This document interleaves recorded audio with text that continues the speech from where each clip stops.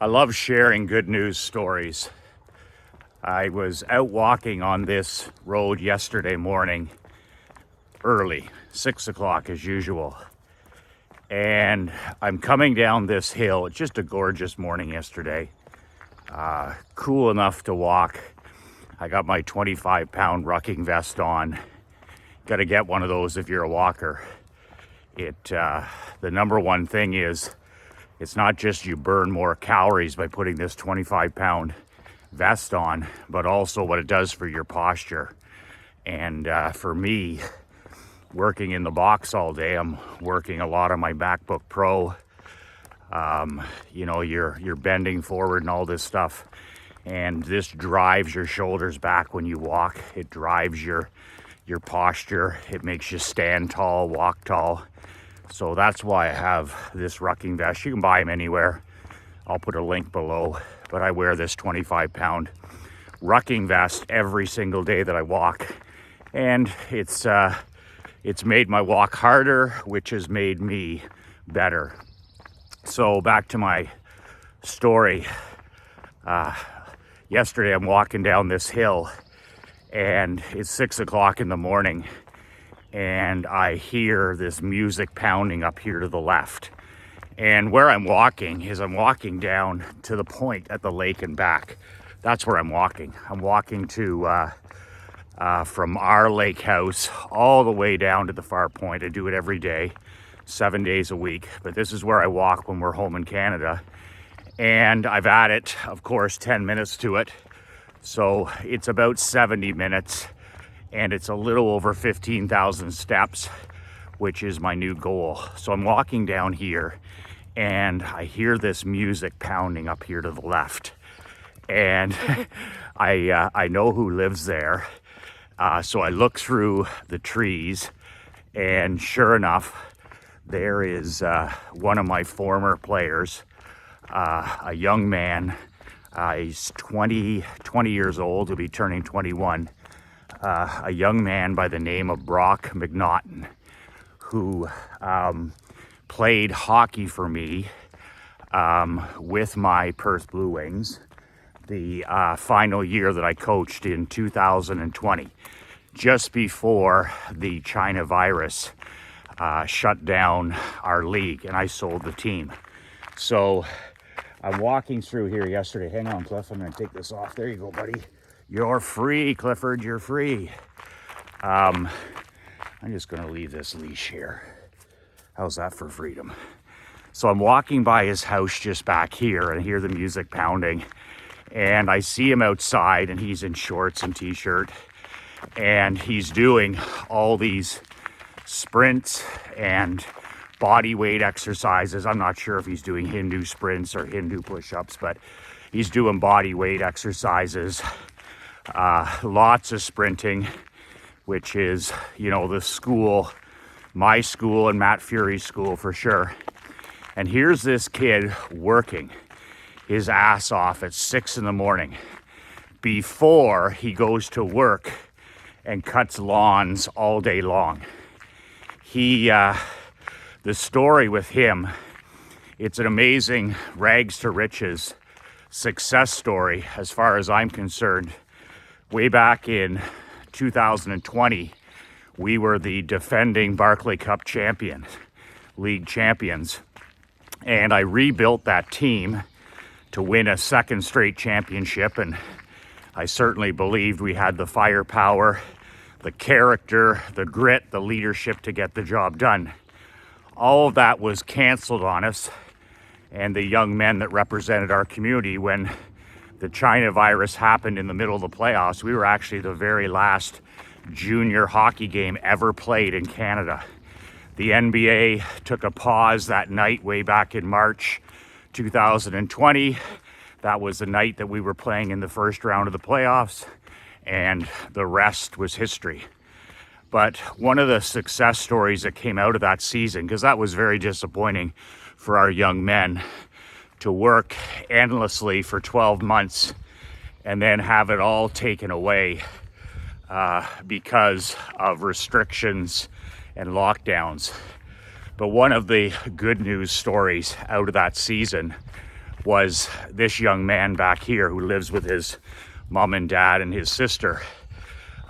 Just before the playoffs, just before the trade deadline, we were looking to add one more player with grit, a role player, somebody who could play on our fourth line, somebody who could fill the 23rd position on our roster, somebody who would give us experience and depth, really a ham and egger position, you know, where they wouldn't maybe dress for most of the games, but we needed character, we needed depth in case of injuries. You just can't be too strong when you're trying to win at anything. You just can't be. It's so bloody hard to win.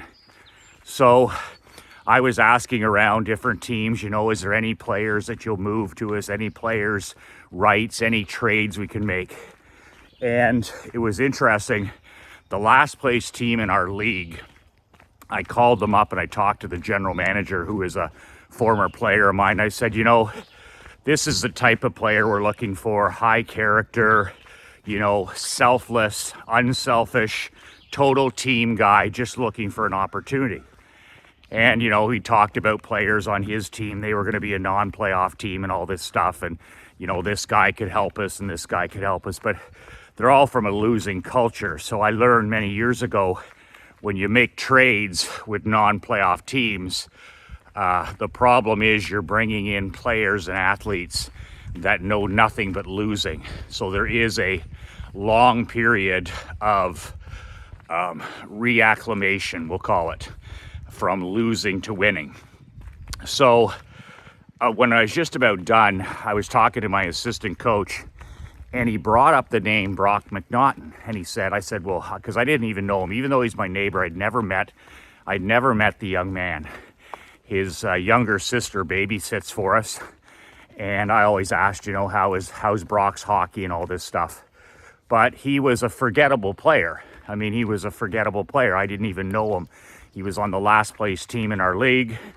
He wasn't playing in his hometown, and I'd never seen him play.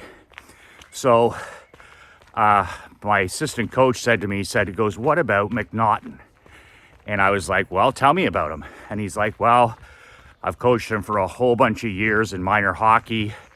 Great parents, great family, really fit kid.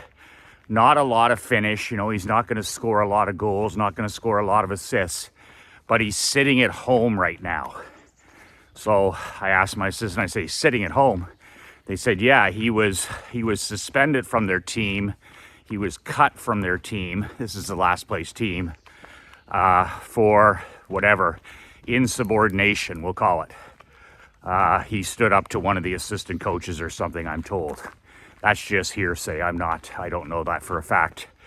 But the bottom line was, here's this high character kid sitting at home and not even playing. So I call these my Hail Mary trade deadline moves. I mean, we have this open card. We can carry 23 players into the playoffs. So I said, what the hell? You know, if it doesn't work out, we can get rid of them, and you know, it's not going to really cost us anything but a few bucks. So I call up the team that owns his rights, and the general manager had a good laugh. He said, you know, why would you want that guy on your team? And, you know, he's a cancer in the locker room, and he didn't fit in here, and we had to get rid of him. He didn't get along with the coaches. So that's always good news for me to hear, because I don't want somebody from a losing culture to have been a happy loser, somebody who got along well and things like that. So to me, being a badass millionaire mindset, I'm like, okay, he was very uncomfortable in a losing culture. So that's good.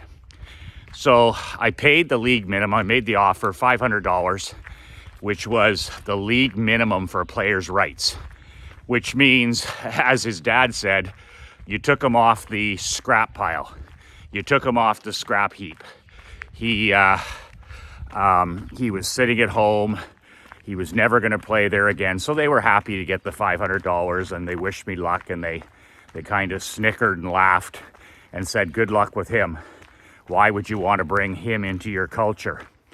So I did my homework, so I knew exactly what we were getting. I didn't care what they had to say. So I'll never forget it. My general manager called him up.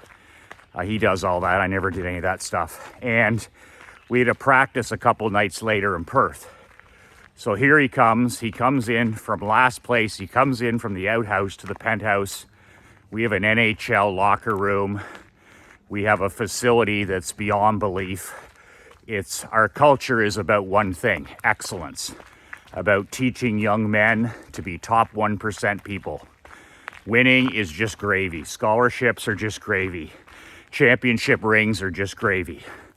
The culture that I built in Perth was designing, developing top 1% young men to be great husbands, great fathers, great community leaders, fit, positive readers, entrepreneurs, you name it. Top 1% young men.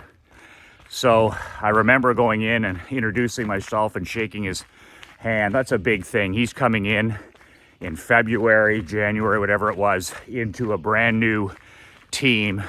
Everybody's been there for a while. So it took a lot of balls for him to walk in there and fit in. But I could tell walking in 5 minutes before practice that, he was going to be a guy who was comfortable in this culture.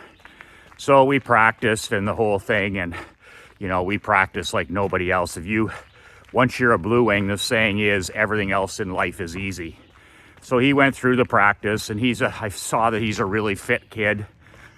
Takes his training seriously, which is very rare. But to make a long story short, is this kid literally willed his way into the lineup. I have never met in 22 years of coaching minor pro, coaching some of the top, most driven, mentally tough, highly competitive athletes in both pro and amateur, junior and pro. I've never met anybody that was as relentless as this kid when he was on the ice. I didn't say talented. He wasn't a talented player. He was a fit player. He was an extremely fast player, but he wasn't a talented or gifted player. It was all heart and hustle. So I saw this and I fall in love with those players, right? Those are my type of guys. And every time I put him out there, he would raise literal hell on the ice. So always as a job, I give every single player that ever plays for me one job. One job. Not 2 roles, not 3 roles, one main job. It's like our job for the team is win 75 shifts, period. There's a lot of little jobs, but that's the main thing. When shit hits the fan, win 75 shifts. When adversity knocks, win 75 shifts. When the wolves howl at the door, win 75 shifts. So his number one goal that I gave him, I told him to write it on his hand, hang it in his locker, was finish every check. Finish every check, period. And this was shocking to him because he had played at lower levels where he was a goal scorer, a playmaker on the power play, but on our team, he could barely get in the lineup, barely. That's how strong our 2020 team was. We were ready to win another championship. He was having a hard time even getting in the lineup. So I gave him one role, one job. Every time you're on the ice, finish every check. Clean and hard, no penalties. Clean and hard, no penalties. Because I saw how strong this kid is, how fast he was. He's like a rocket. And I saw what he could bring to our team in terms of physical presence. Something that you can never have enough of. I call them time and spacers. They're guys that play hard and clean. They finish every check, they grind, and they open up the ice. They open up the ice for your more skilled players. Automatically, the more physical you can play, the more open ice there'll be for your skilled players. So that was Brock's one job. And I gotta tell you, I never saw a kid listen better and apply his job more. If he was on the ice for 7 shifts, which is not very much, he's on the 4th line. I mean, he had 7 hard, bone-charring hits on, because we chart everything, right? Our stats. Marc-Andre would chart everything. He fell in love with this kid. He's like, You got to find a place to put McNaughton in the lineup. We had 23 guys, you can only dress 20. So 3 guys are healthy scratches. 3 guys are black aces. So interesting enough, he continued on. And as much as I thought, there's more skilled guys in our lineup, that he just kept earning his way into the lineup. And he was forcing me to play him. And he was on the 4th line, and he played a regular shift, but he might have 10 shifts a game, 11 shifts a game. But talk about relentless. Absolutely relentless for 45 seconds every shift, finish every check. And he chipped in here and there with some offense. Solid defense. You have to know that I was asking him to do things that he had never been asked to do in a losing culture before. Young players don't defend. They don't know how to defend. There's no fun in defending. It's all offense. So I was teaching him, I was throwing him in the deep end of the championship pool by teaching him that defense comes first. Championships are won by defense. So he was learning to defend. He was learning to block shots. He was learning to finish all his checks without taking penalties. He was learning how to mental toughness, to never be emotionally drunk. He was learning to win 75 shifts. He was learning the intensity that it takes to even have a chance to win. He was learning all these things. So to his credit, he earned a spot in the lineup, at least 75% of the time until our season was shut down. But here's where the story gets even better. So he's 18 years old at the time. So he's got a couple more years of eligibility where he can play a couple more years of junior, finish up high school, the whole thing, like most players. But oh no, he doesn't accept that. When he was in his last year, which was this past year, 20 years old, because the China virus basically wiped out 2 seasons of hockey. So what happened is he decides he's cutting our grass, right? He cuts our grass at the lake. He cuts it every Friday. So I talked to him in the summer. So last summer he says to me, he goes, Coach, he said, I'm going to be trying out in Junior A, which is the next level from our level. In other words, it's the top level in junior hockey. And I said, good for you. Where are you going to be trying out? And he said, well, I'm going to try out in these 2 places, and hopefully I can earn a spot and I can, play Junior A my final year before I age out at age 20. So unlike most people, I didn't roll my eyes. I didn't say, that's a crazy dream, or because I heard it from everybody else, especially locally, right? Locally, we eat our young. Doesn't matter if you're a pro this or pro that. Locally, they eat their young. So everybody criticizes behind a guy's back. Come on, buddy. Come on, pal. And I'm sitting there going, get in the best shape of your life. I said, go to those 2 tryouts. And I said, make that fucking team. And he's like, always a smile on his face.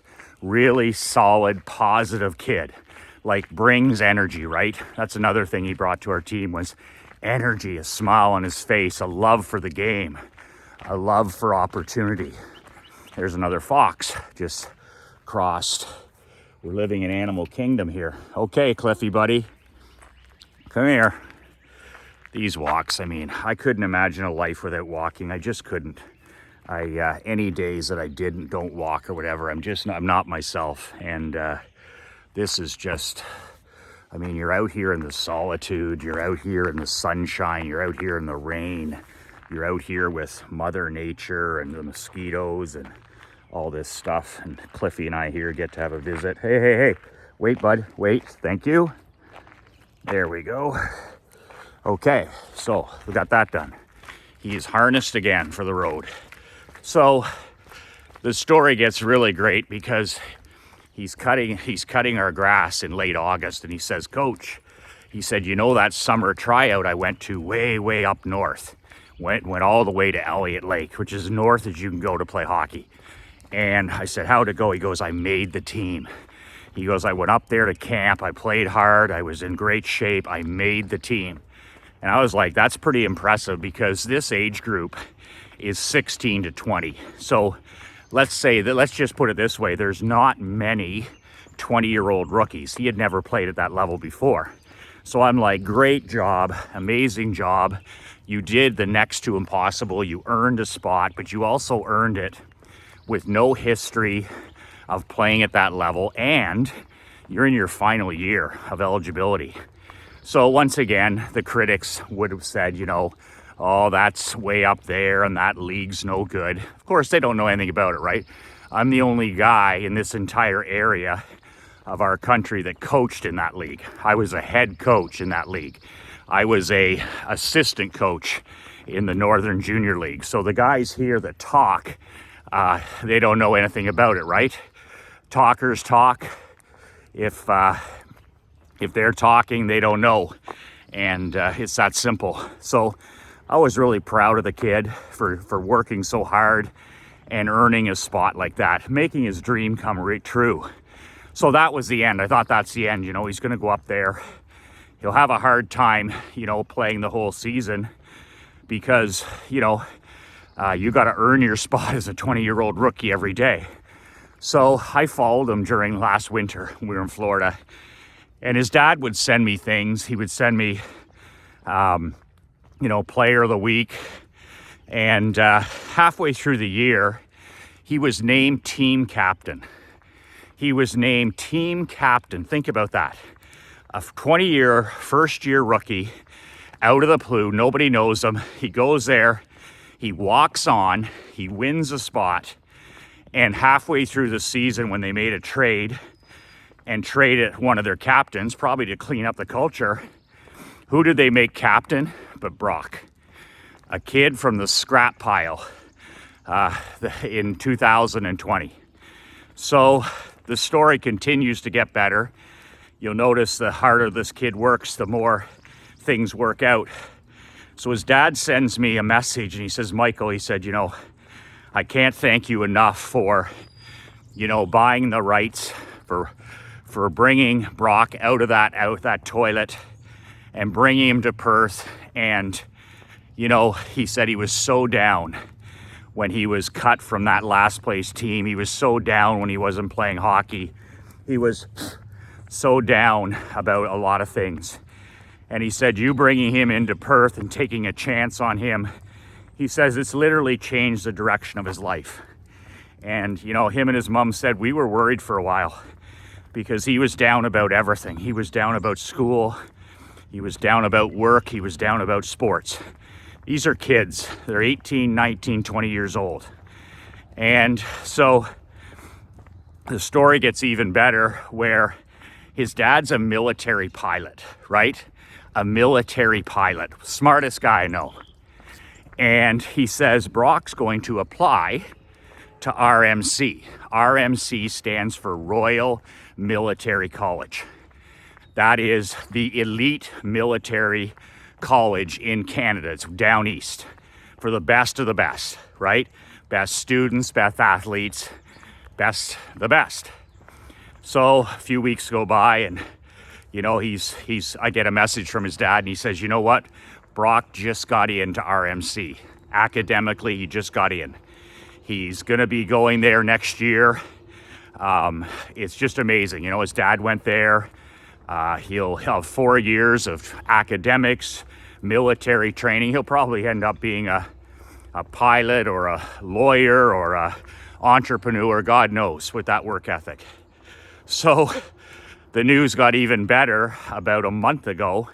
I was living in Naples and I got a message from his dad, Kevin, and he said, Coach, he said, they want him to play on the hockey team. They want him to play on the the Royal Military College University hockey team. Now for you, those guys, you know, you may not know a lot about university hockey, but it is a hard level to play. University hockey in Canada, you have players that were drafted in the NHL. You have players that played in the American Hockey League. It's all good hockey.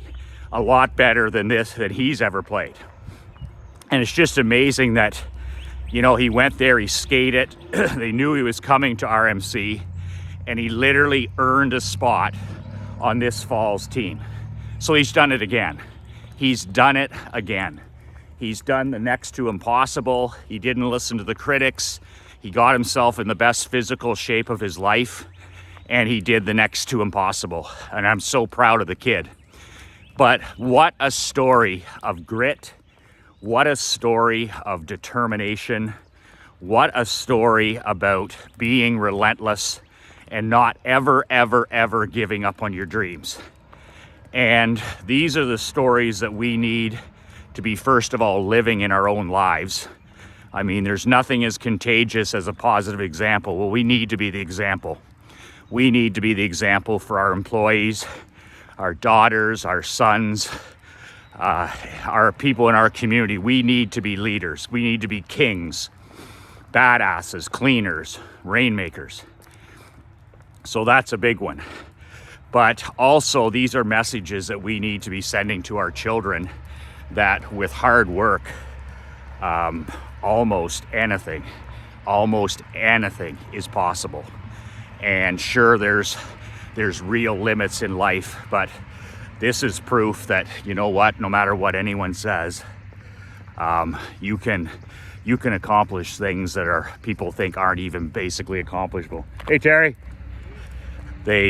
So that's the story that I want to share. It was a surprise yesterday for me, and I'm going to be talking to him in a couple days because he cuts my grass every Friday. But you can see the power of parenting. You can see the power of the work ethic that they've instilled in this kid. Like, even in the summer here, he's working. I mean, he's cutting grass 8-10 hours a day. And there he is up at 6 in the morning working. And of course, what do the naysayers locally around here say? Probably, he's lucky, or his dad went there, or he must be paying to go there. All that stuff that the losers dispense, right? Talkers talk. So there's a good news story for you. If that doesn't inspire you, then nothing does. Hard work works. Hard work works. Even a kid like that, and think of the direction of his life, where it could have went. He was literally at a fork in the road, as mom and dad said way back in 2020. He was at a fork in the road. He was done high school. He was sitting at home. He didn't have a job. He didn't have a team. He had been, cut from this other team. He'd been in a losing culture. Those are dangerous times. And all of our children and ourselves, we all come to a fork in the road. And that's where our life becomes an example or a warning, a positive example or a warning. And that's why we need to keep our children close. I don't care what age they are. They're not raised, they're not mentally mature until they're 30, just so you know that. Your son or daughter, they may be doing great. They're 22, they're 24, they're 18. They don't have their mental shit together until they're 30, trust me. I've worked for 22 years with this age group. So keep your children close, communicate with them every day, keep the door open every day. Tell them you love them every day. Tell them that you're proud of them every day. Demand that they show up as their best self. Demand, that they read. Demand that they do the right thing. Demand that they use manners. Demand that they work hard and finish their checks. Demand all these things, but keep your children close. Invite them. Invite them to spend time with you. Invite them to go to a drive to work. Invite them to lunch. Invite them to breakfast. Invite them to dinner. Invite them to spend time with you. If they do, great. If they don't, invite them again and again. But keep your children close and tell them every day that you love them and you believe in them. Most importantly, self-image, self-esteem. We cannot outgrow or outlive that thermostat on the wall that says what we think of ourselves. If it's set at 77, it means you're going to have a life at 77 degrees. If that thermostat in your mind is set at 98, that means they're going to have a rockin' world at 98 degrees. And that comes from, you believing in them, you talking to them, you communicating, you pushing them to be the best version of themselves. Share what you're doing. If you're changing your life, if you're transforming your life, if you're improving your business and your health and your mental attitude, share it with your children. Share this journey that you're on. Talk about your walking. Talk about your goals. Talk about your values. Talk about your struggles. Talk about your losses. Talk about when you were a teenager. Talk about when you were a kid. Every day I sit down and make Emery laugh with stories of getting pulled over by the police on my dirt bike when I was a kid, building tree houses all summer, building rinks, tennis courts, getting in trouble at school, all these things, and kids just love it. Share your journey and share your life with your children. Share it with your wife as well. That's what the dinner table is for, with no technology. Just sit there and let this and go to town with stories. Go to town with stories. The smiles on your wife's face and your kid's face, it'll just be unbelievable. We sit down to eat once a week. My daughter will look across the table and say, "Daddy, tell me some more stories from the old general store." I grew up in the back of a general store that my dad owned the first 5 years of my life, so I got lots of general store stories, and Emery loves every one of them, and I retell them 10 times, 25 times. Life in the back of the general store. That's it for today. I have a brand new opportunity like no other. It's my upcoming 12-month badass world building brotherhood. It's a 12-month, 1-year mastermind. You can apply. You can get on a waiting list. It's not a confirmation. It's just a waiting list, raising your hand at badasschampion.com.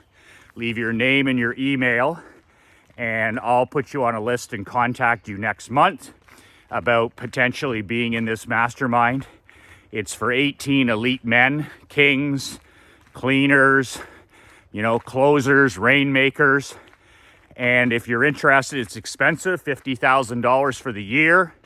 That's chump change. It's actually free. The 18 men that you'll hang around, the associations, the accountability, the things that I'll teach you, you won't even recognize your life, your marriage, your business, your marketing, your health. You won't even recognize yourself in 12 months. So the price, it's an investment for those with an open mind. For guys with a closed mind, for bargain hunters, it's not for you. So that is badasschampion.com. If you haven't got a copy of my book, what the hell are you waiting for? Are you too cheap to invest $20 in your family, in your business profits, in your marketing, in your health, in your time management, in your fitness? You can get a copy at nobullbook.com. That's nobullbook.com. All those links are below. That's it for today. I want to share that good news surprise story from one of my players. It just shows you the power that a kind word can have. We don't have to spend any money to help people around us. It can be something as simple as when you're smiling at somebody, holding a door, helping somebody get something down off the shelf at the supermarket, knowing somebody's name, giving a nice, sincere compliment, just showing interest and concern for somebody, sending a handwritten thank you. It doesn't take much to make a difference in somebody's life if you're willing to look around and help others. That's it. 2 words that changed my life. 2 words that can change yours. Be relentless.